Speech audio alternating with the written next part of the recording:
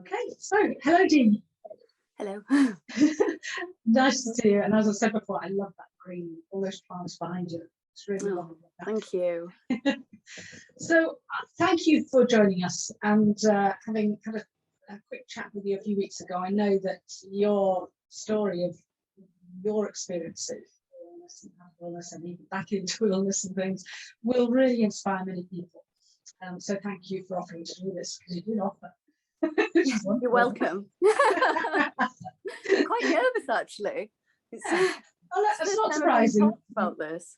Right, yeah, but you know, you will be fine once you get going, I'm sure. And we've chatted.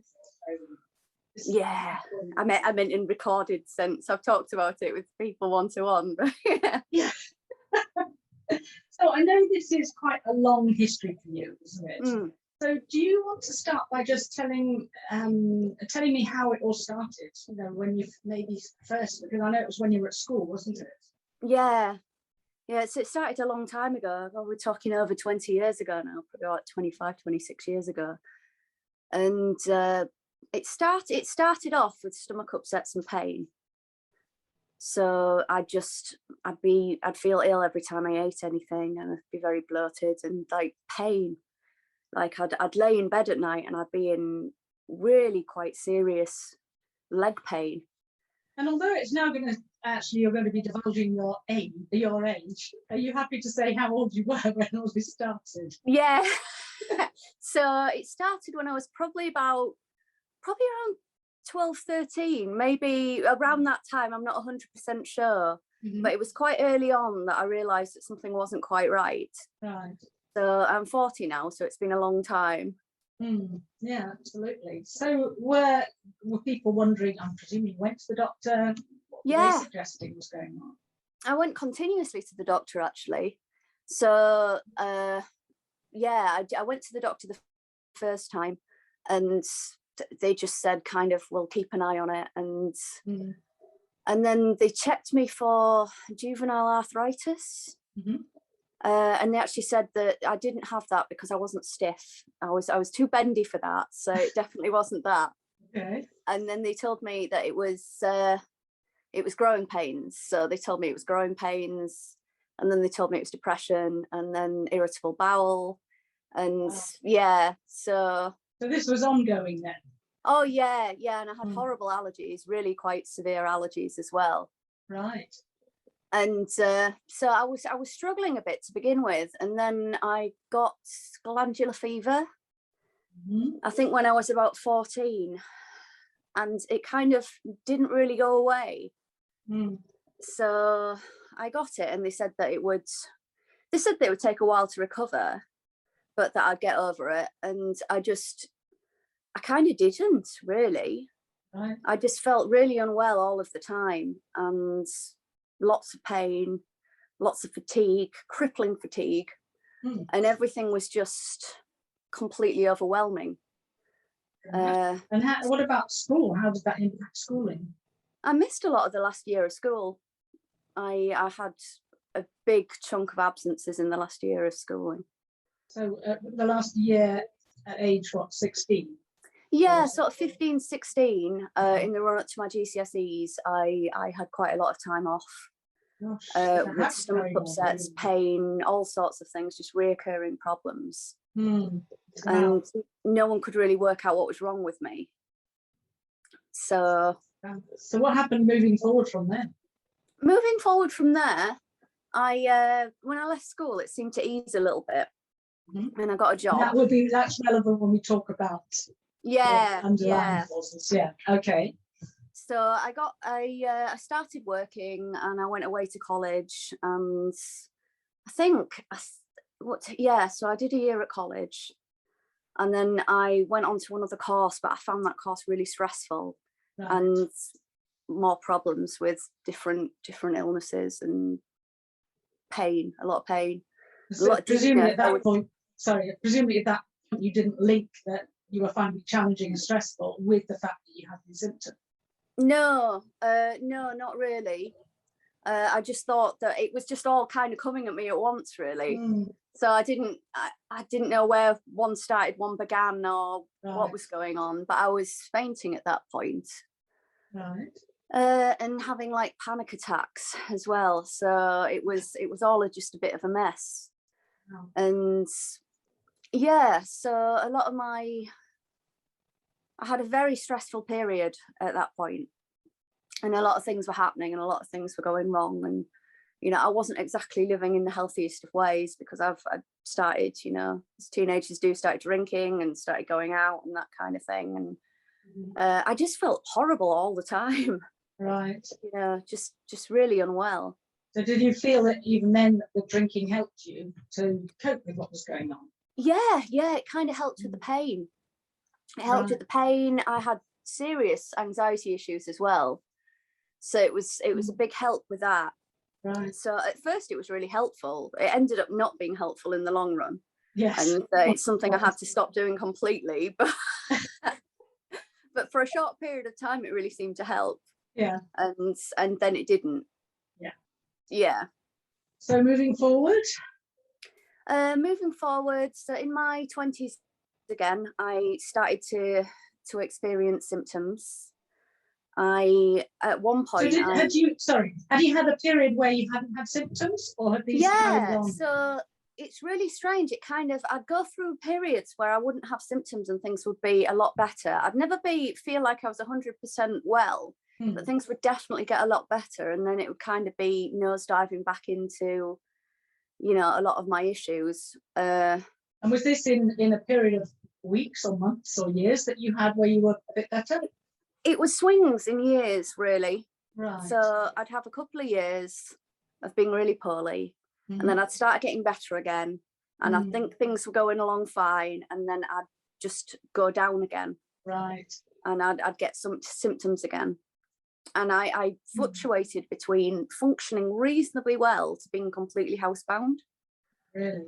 Yeah, for kind of years at a time, just with pain and anxiety and fatigue, crippling fatigue. And presumably you'd seen specialists by then, and they'd done various tests and things, and nobody knew what was going on. No, nobody knew what was going on. So I'd seen a neurologist. And the neurologist, they'd had a look at me, and they said, we don't know what's going on, but we can tell that you're very hypermobile. So there's likely a link between your hypermobility and what's happening, but we can't tell you any more than that. Right. I'd also had surgery as well, and the surgery had been quite stressful. And then I ended up developing an underlying infection, which put me in hospital. Right. And was the surgery related to the pain, or? No, it was an abnormality that they were fixing. Right. Something that developmental abnormality that they were trying to put right, and then I ended up getting an underlying infection, and I think I was in hospital about 5 times with that. Yeah. Taken in. That I had there were various issues that went wrong, and it was pretty horrific, actually, because I think I was only a teenager when I had the initial surgery, and I was in Jimmy's, and it was teaching hospital. Right. And there was lots of because it was teaching hospital, lots of people would come and prod and poke, and I didn't realise that you could say no to that. I thought so it was horrendous, really. And then I kept getting sick again, and then it's all a bit of that time in my life is quite knotted up, really, with sort of quite traumatic events and other things that were going on. Right. So I hadn't had a very good time at school, and also my home life wasn't brilliant at times. So it was kind of, and then that on top of it. Yeah. So looking back, you can start seeing how that all fits in. Yeah. So how it all kind of goes together. And so I know you said you were diagnosed with dyslexia. So when were you diagnosed?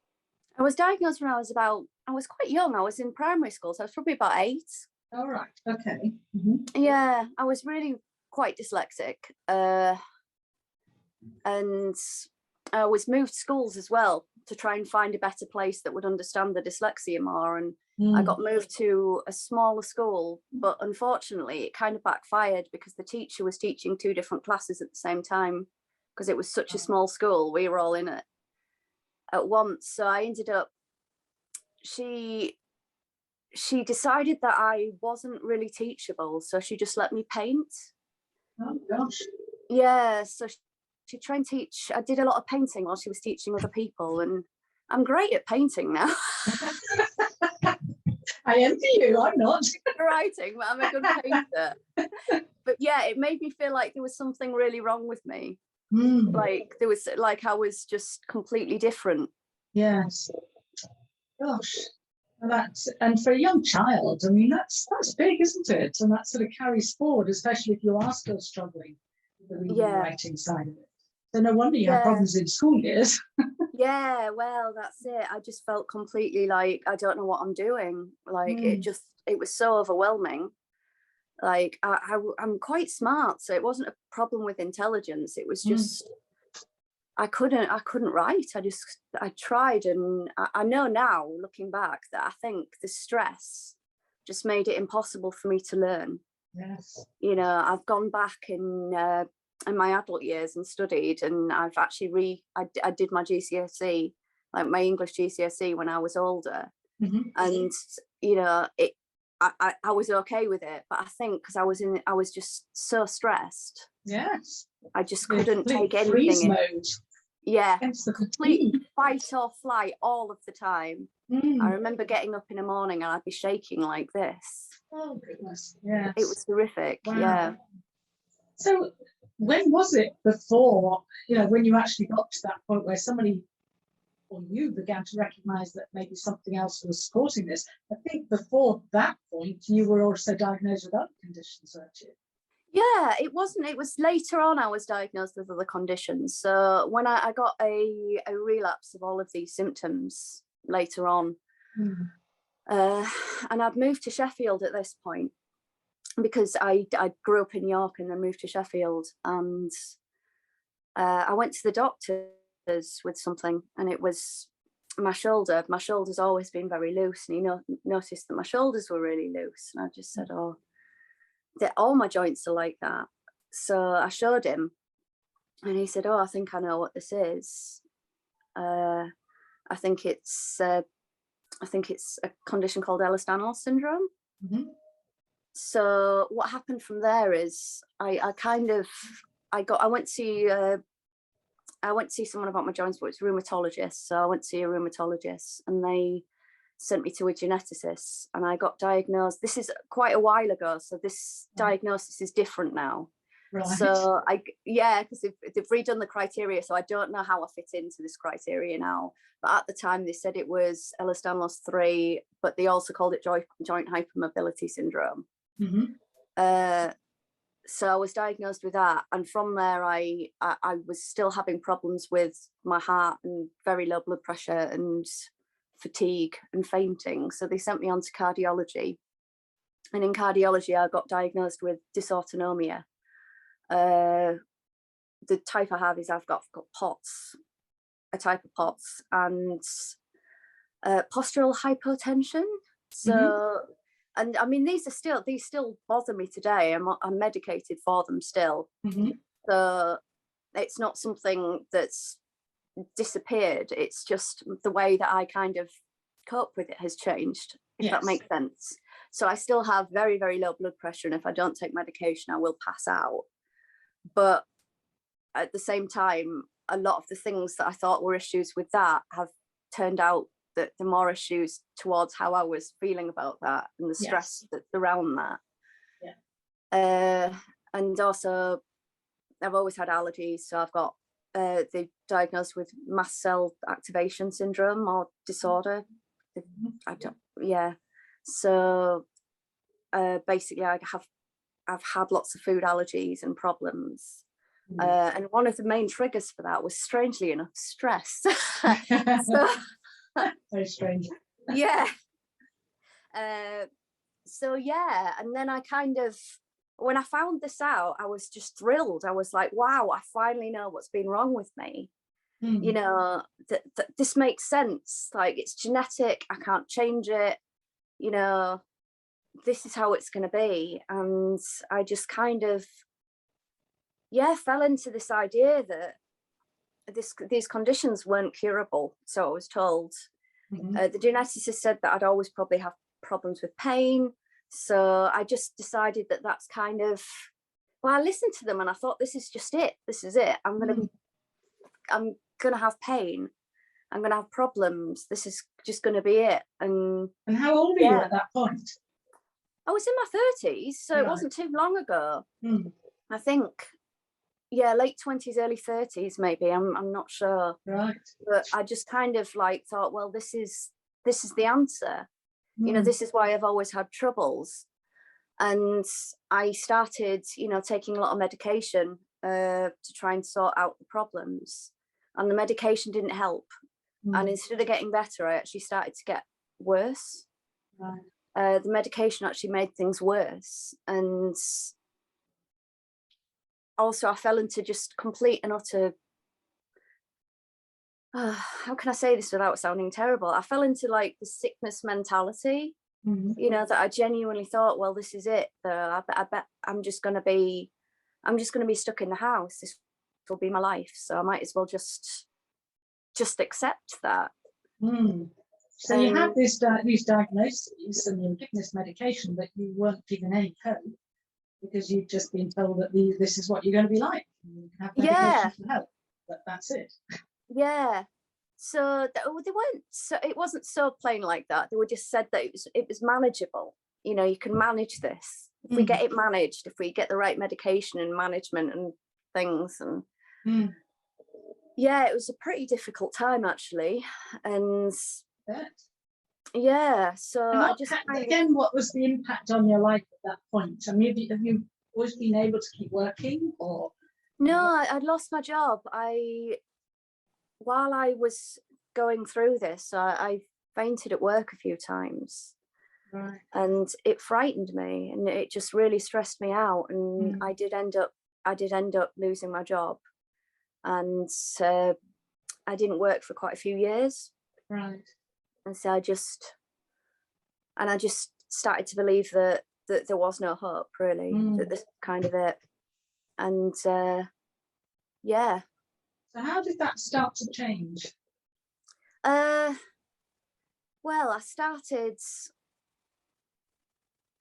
just pushing it a little bit. I got to the point where I was just like, I miss the things that I used to love doing, you know, and I want to get out again and I want to do things. So I started pushing myself a little bit and doing a bit more exercise. And I'm not sure if you probably are aware of this, but there are lots of groups out there sort of for chronic illnesses, and you get a lot of different mixed messages about what you should and shouldn't do, and if exercise is beneficial or not. And so I really didn't know if I didn't know if it was going to be beneficial or not, but I thought I was just so fed up because I was put on some steroids, so I'd ended up putting on about 5 stone in weight. And because my joints are a bit flexible anyway, you know, anyone would have pain if they put on 5 stone in weight and then had to walk on, you know, ankles that weren't very sturdy. So I ended up, and with the fainting, I'd ended up pretty much in a wheelchair a lot of the time when I went out at that point. Right. And I just wanted it to be different. I didn't want to stay like that. I didn't want to embrace that as my life. And I just got to a point where I didn't want that anymore. Yeah. You know, it'd been a bit of a relief when I got diagnosed because I thought I can just give up and this is it. But then it just wasn't a relief anymore. It was like, God, this is actually it. My life. You know, if this is going to be my life. And my mum was diagnosed with MS. So years and years and years ago. And how old were you at that point? I was probably in about 20 when she was diagnosed, but she'd been having a lot of problems for years before then. Right. She'd spent quite a bit of my childhood sort of having these sort of periods where she would disappear and go to bed, and like the lights had to be out and you couldn't disturb her because she had terrible, terrible headaches. And but it never really, once she got the diagnosis, it didn't stop her doing what she wanted to do. So she liked hiking, but she couldn't use her legs anymore, so she started kayaking. And she'd always been someone that had just got on with it anyway. And I just thought about my mum, and I thought, well, my mum's got on with it, you know, I can get on with it. And yeah, it was gradual at first. I just started doing a bit more exercise and getting my strength back up again, and just worked it up. And that's when I kind of started, I lost some weight. I came off the steroids because I think that they were doing me more harm than good. I did go on to some of the medication to control my blood pressure, but I started doing the Pilates with Lorna. And so that's Lorna Nicholson. Yeah, Lorna Nicholson. Several practitioners, so I started doing the Pilates with Lorna, and at the time I was walking very wobbly with a stick. Okay. And I remember her saying to me, if you're going to use a stick on one side, use a stick on both sides, or don't use a stick at all, because you're going to end up with a stronger side than the other. And I just thought to myself, I don't want to use two sticks because I won't be able to hold my hand back. So how am I going to get to the point? Important things in life there. So how am I going to get to the point where I can strengthen up the other side? Because I've been using a stick for a while, where I can strengthen up my right hand side to the point that I can walk without a stick again. Yeah.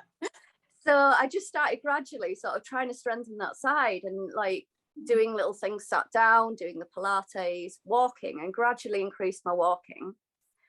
And I just started getting better. And I started thinking that maybe this wasn't going to be my life, you know.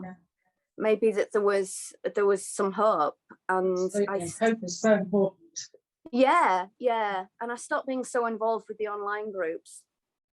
Right. Because I felt that they were, and I started like looking for success stories, you know, basically looking for people that had overcome things. And so I was getting gradually better, and I was just getting this euphoria from, you know, actually strengthening up my joints again, and you know, being able to do these things. And I've begun to kind of see that the reason I got so poorly wasn't the condition, or, you know, wasn't my flexible joints. It was the fact that I hadn't been using them.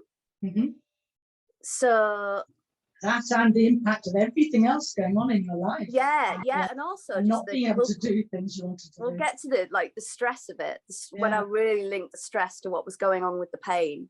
Because that comes a little bit later, where I made that connection. Right. And that was kind of a bit of a light bulb moment for me.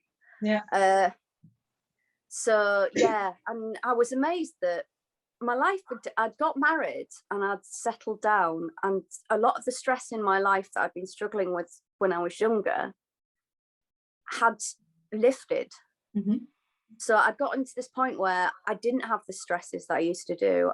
I knew I was going to feed myself, you know. I wasn't living day to day. I wasn't struggling, and it was like the weight was lifting off me, and I started to do these things, and I was more, you know, it worked. And that's kind of when I started seeing the connection between my life circumstances and what was going on for me physically. Yes. And I'd always kind of known in the back of my head that when I was stressed, symptoms would come. And as I said, with this mast cell disorder, one of the triggers for me was stress. And like, I'd always kind of known that, but I'd never really known that, if you know what I mean. Yes. I'd never really linked it all together. So it was a vague awareness without a real understanding as to. So I'd suddenly found myself in a life that wasn't filled with extreme fight or flight stress. And things started loosening up, and I started being able to function a lot better. And when I started doing the Pilates with Lorna, and then just started talking to Lorna about like how I was, you know, things were getting on. And it took like I did this course. I'm training at the moment doing a counselling skills course. Mm-hmm.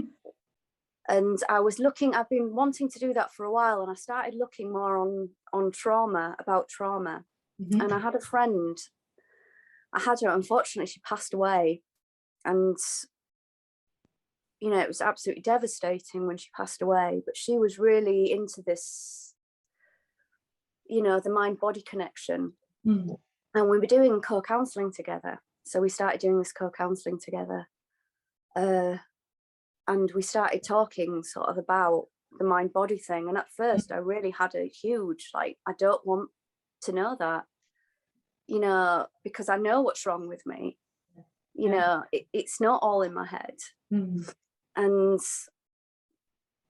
But after a while I started thinking, you know, this is kind of making sense. Mm-hmm.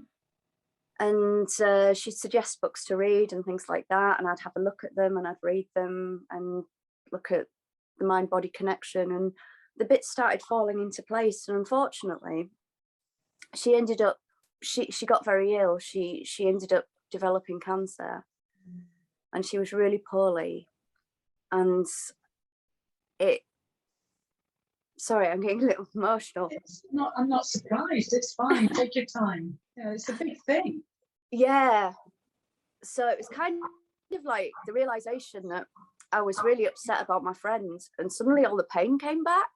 You know, all my symptoms started coming back, all my pain started coming back. And she passed away, and a couple of days later I got just this incredible amount of pain. I was really frightened, and it was down my right arm, and it was just, I get onto my right arm because there's a reason why it was down my right arm. But I was so afraid. I ended up like calling 111 because I thought I was having a heart attack. And I got checked out and I was fine. But I just thought to myself, what is going on? You know, and all of my symptoms came back. I remember when a funeral was on, I felt so dizzy I could barely stand up, and I just had all of these overwhelming symptoms that were so familiar to me, but you know, were so linked to what was going on. So interesting, isn't it? How some of our challenges actually give us the best insights. Yeah, and she was really into this mind-body connection thing, and I think the fact that she was really into it, and then the fact that it made me really, really consider it. And I started looking at this, like, you know, pain is in the brain. You know, and I think it's worth saying at the moment, Lorna at that point hadn't done our training, have she? No, I think she hadn't finished it yet. And I was putting these pieces together, and I didn't know that Lorna, you know, was into the whole mind-body connection thing. So I never spoke to her about it. So I was going on this little journey on my own and trying to work out like what was happening. And how the stress was actually affecting the pain, because the pain was moving, and I knew that they were telling me that, you know, you've got this joint condition, you've got weak connective tissue, so you're going to have pain, but the pain was moving about. Yes, you know, makes sense. It didn't make sense, and I'd be, you know, it would be like touch sensitive, so it wouldn't even be on my joints. It would be like, just, yeah, it was crazy. I was like, what is going on? And yeah, so I had lots of migraines as well, and I started getting visual migraines and all of these, and I was in just tremendous amount of pain with my friend, and then all of this stress coming up. And I started like thinking, like, because I remember somebody had physio with years earlier when I'd injured my shoulder, because the shoulder was an old injury. It wasn't something that hurt for no reason. It was an old injury that flared again. And I remember this guy saying to me, like, pain is in the brain. So I started Googling, like, pain is in the brain, you know. Because I remember when he first told me, I was like, it's not in the brain, it's in my shoulder. You are completely wrong. This is an old injury. And sort of the understanding about how there are pain pathways, and looking at like stress and things, and Lorna helped me put that together, because I remember we were doing Pilates, and I said something about pain being in the brain, and that's why she started talking to me about it. Or because I just, I kind of put it together, and she said that she thought she knew what was going on with me, and I thought, well, I'm gonna talk to her more and understand this, and that's when she recommended your book. And it made perfect sense how you can have these injuries and things going on, but that's not the cause of the pain. Yeah. And I think with me, I had a lot of injuries when I was younger because my joints were really flexible. So I think that I can't get over the fact that my joints are flexible. That's not, but that's the fact that your joints are flexible is not the cause of pain, is it? But if you injure it yourself because they overstretch and you actually have an injury, yes, that can cause pain. Yeah. So what had happened is, I think this is what happens for me, is I injured myself a lot as a child when I was in stressful situations. And it was really traumatic. And when I had the operation that I talked about earlier, the surgeon hadn't realised that my arms were hypermobile, and I'd pulled my arm back and dislocated my shoulder during surgery. And also I'd done a similar injury a few years later when I was in, I had an awful breakup. I was in a huge amount of pain, like mental pain. And I ended up dislocating my shoulder during this period. And then the shoulder kept hurting. Yeah. And then when I got stressed, the shoulder hurt. Yeah. So it was kind of like I put this together, like, this isn't the shoulder injury. This is what happens when I get stressed. Yes. Like all of the old injuries that I've had in the past, they flare up again. Yeah. And there's nothing that can be pain, and that can be tension, but it also can be laxity in joints. That could mean that, yes, something can sublux. Then of course you will get the pain. Yeah.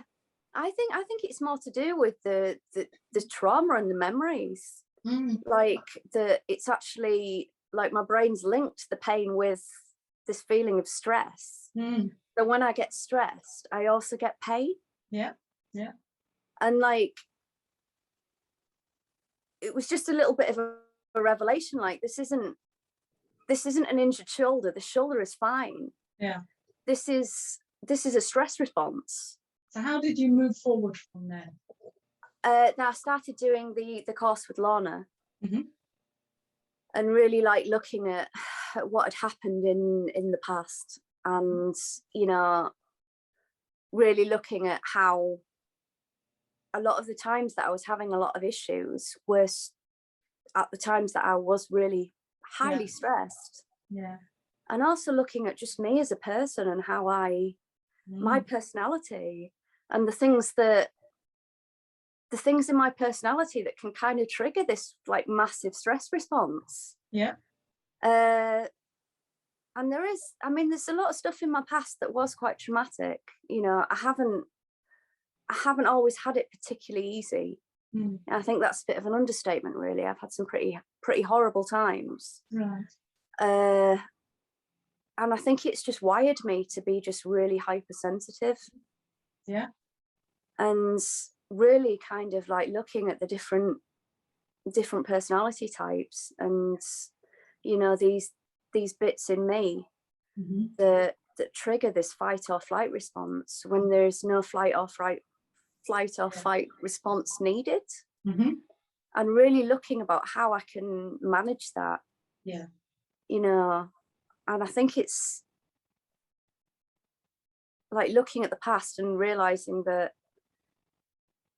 is responsible for a lot of the problems now. And it's not the fact that I am sick beyond fixing, which for a while I thought it was. So what have you done to help yourself now, to address some of the past stuff? In counselling anyway, you have to be counselled, so that's helping. And what else did you do as far as this approach is concerned to sort of help? Obviously you've looked at personality and stuff, but how you can presumably to self-soothe, calm yourself, maybe journaling. What is it that you use that you found helpful? yeah, so I've started, journaling and writing things down, and that's really been helpful. Like, and the free writing thing, it's quite new for me. I've never done it. I've heard lots of people talk about it, but just putting a pen to paper and writing it down, yes, has been massively helpful. Also, just kind of like addressing the fact and just looking at the past, and like looking at forgiveness as well. And really just like, I worked a lot on forgiveness before. I have done other things, but really just like putting it into practice, yes, on more of a daily basis than that. And do it for yourself and for others. yeah, definitely. And looking at because I remember when I got the questionnaire, and one of the things on it was perfectionist. And I was just like, I'm not a perfectionist. I can't put down perfectionist because I'm not perfect enough to be a perfectionist. I genuinely thought, I can't tick the box because I haven't earned that, because I'll never be perfect enough to be a perfectionist. And if I put down I was a perfectionist, then I would be lying. And a new one for me. Yeah, that's it. I genuinely thought that. And I talked about it with Lorna, and I laughed, because do you know what? That is the essence of perfectionism, isn't it? Yeah, never thinking that you are perfect. Yeah. So, and my people pleasing as well. Like, that was a big one for me. And I'm still struggling. Are you more able to recognise now when you are creating stress for yourself, or when you're being triggered, and presumably now know what you can do about it? Yeah, I'm much more able to look at when it's coming. The build up to the stresses, and put a bit of a break in, so I can stop it before it gets to the point where I am just really ill. Right. Because I guess it's self-awareness, isn't it, of what's going on. So what's the difference? What difference has it made to you in your life now? Well, I'm definitely better at going to myself, do you need a break? You don't have to be this person you think you're going to be. You are allowed to actually take breaks, look after yourself. I mean, one of the great things is like, looking at all of this gave me the ability to say, I need to actually do things for me. Yes. That the things that I do for me are as important as everything else. And yeah, I always felt guilty about that. I felt really guilty about having to take this time out to look after myself, or having to do something that de-stresses me, or finding. I did another thing with Lorna about energizing and draining activities. And where the drain is coming from, and understanding that in me. Because by doing it, I've realized I'm much more sensitive and a lot more introverted than I actually thought I was. Right. And I've always been able to put this front on of being quite talkative, and it's why I drank. It's why I drank, and I did the things that I did so I could go out in public and I could be friendly and happy and spend a lot of time around people, and actually just accepting that isn't really me. I'm not a party person. I'm not somebody that can be around people 24/7. I need to take that time for myself. Yeah. And I don't need to punish myself for needing that time. It's not a flaw. It's who you are and how you get your energy. Absolutely. Yeah. And I think that's the big thing that came out just with me and Lorna talking and looking at this in the sheets, is that I'm not quite the person I thought I was.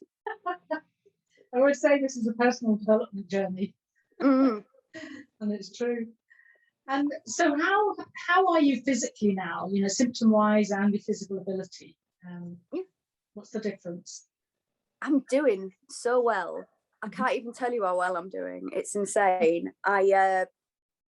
When I started, it's been a long journey. When I started realizing that there was a connection between these things, I couldn't do very much at all. And then when I started doing the course for Lorna, it's just been this big improvement. And I ended up working at that point, though. You were working. No. You weren't working at that point, Anne. Okay. No, I wasn't working. Right. I started doing, so I'm doing volunteering and training at the moment. And before then I hadn't worked in 5 years probably. Wow, so that has been a big difference for you. Yeah, it has been. And like it's been amazing. And I'm volunteering pretty much 4 days with training included. I am managing to do nearly full days.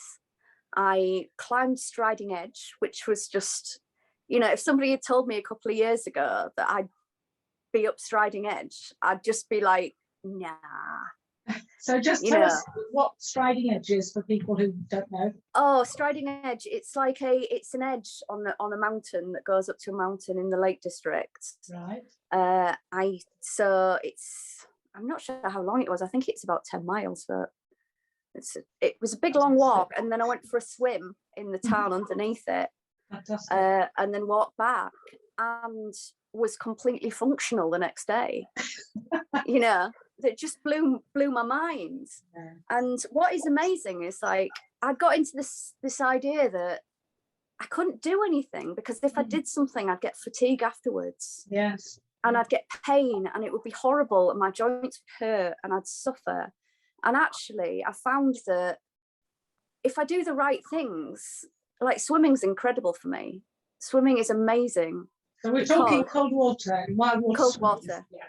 Yes. Yeah. So I can go cold water swimming probably about 4 times a week.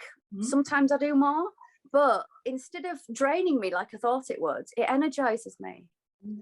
So I can look at these things and going, do you know what? That is draining and that is energizing. So I can do that more and I love it. But I'm not going to be going for a run because running is just, running is not good. But just kind of understanding that things take stress away and things add to it and trying to really look at that. Finding what suits you. Yeah. Fantastic. So you really are, you've got a purpose now. That hope helped. And it sounds like for quite a while now, you've been doing really, really well. And just, looking at the real stress around the situation is like, I just manage it better. And I think I manage it better because I've got the awareness that is where the issues come from. Whereas in the past, most of us are just advise out, looking at what's going on, trying to deal with what's going on, rather than being even aware of how we're actually feeling. Yeah, and the fight or flight, and like that was really fascinating because I do think I spent a lot of my life in kind of a state of fight or flight, just continuously, just absolutely overwhelmed. And like really looking at the effects on health from that. Yes. Yeah. And they really learned from such a young age, with all your experiences from a very young age. It's no wonder that that's what your body adapted to, and the stress response was on alert all the time. Yeah, and I do think that actually there was something like that kind of that high alert just ended up just kind of damaging me. And if I look at my autonomic system, which is still a bit out of whack because I do need to take medication to keep my blood pressure up, it's likely that long periods of stress for years, and I'm talking like 20 years of just being absolutely up there in kind of fight or flight, my body just couldn't hack it anymore. Absolutely, it's bound to have an impact, and who knows where you will go moving forward as well. Because you're doing so well now, and it's a journey, and it will be really interesting to see how you go over the next few months and years as well. And one of these days we'll meet and go cold water swimming together. Oh, definitely. I've been with Lorna, and I'll come to Sheffield at some point and meet up with you and Lorna and Irene, who also does my water swimming. Yeah, that would be amazing. Lorna's been incredible, actually. She's been amazing because I didn't say actually when I first met Lorna. I met Lorna years ago at a POTS UK support meeting. Okay. They was doing, and it was just across the road from me. And I remember it was on exercise, and she was talking about exercise, and I just thought, I'll never do that. And I remember she said to me about something, and I just said, I can't do that. I can't do it. And she said, just when you are ready, you know, it has get to in be touch. when you're ready. It? Yeah, and you weren't at that point. Well, we better bring this to a close now, because I'm sure we'd go on for another hour. But thank you so much, Dee. I really appreciate you telling your story. I'm absolutely certain you have. So thank you so much. Oh, you're welcome. Thank you for asking me. Lovely. Thank you.